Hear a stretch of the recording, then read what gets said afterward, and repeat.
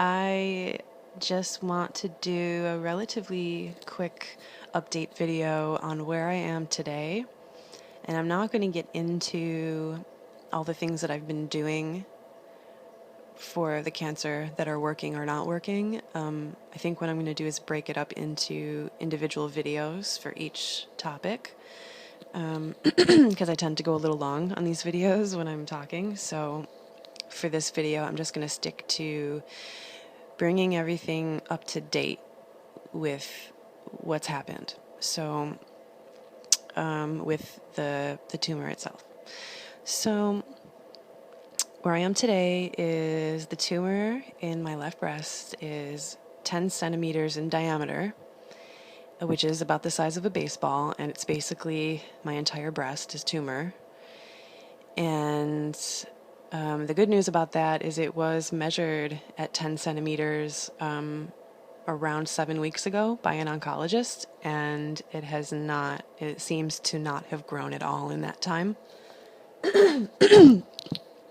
Excuse me, which is pretty significant because it was growing pretty quickly before then. So that's really good. That's a really good thing. So the growth of it seems to have stopped from what I can tell. And so then it's a little, I'm just thinking of where to start with this next thing because it's a little hard to say, but I'm just going to get it out there because it happened and other people have, I'm sure, gone through it and will go through it. And yeah, so in late February, I bumped into a door frame with my breast, the breast with the tumor. And it was very, very painful. And what happened after that is I think I must have ruptured something because a scab began to form on the bottom portion of the nipple, and then over time it ended up encapsulating the entire nipple, and it grew and it expanded and it got very big. And basically the nipple turned into a tumor.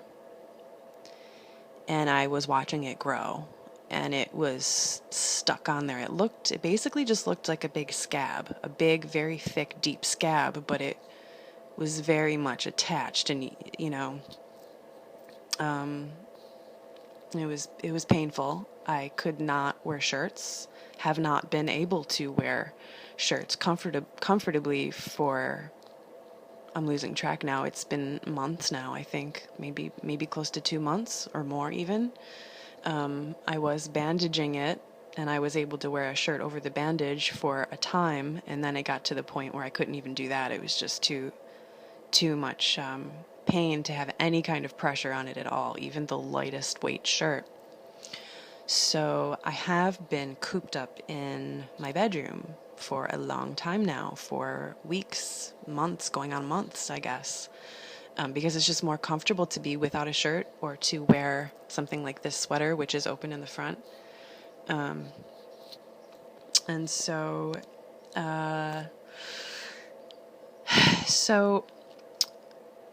about 45 days ago, I started a new treatment, which I will talk about soon. It's a totally natural herbal treatment. I will, again, make another video about that. But for now, I'll say that the treatment has been so effective that it began to soften the nipple tumor, and basically it was showing signs of wanting to come off, and yet there was still a lot of pain. So then 1 week ago, last Sunday, which was actually on the solstice, the summer solstice, which I'm sure has some significance, I actually bumped it with my arm and the whole thing came off. Just like that. There was no blood at all. It hurt, but it wasn't excruciating like you think something like this would be. I mean, it was my entire nipple popped off. I'm sorry to be so graphic, but this is just the truth. This is just what happened.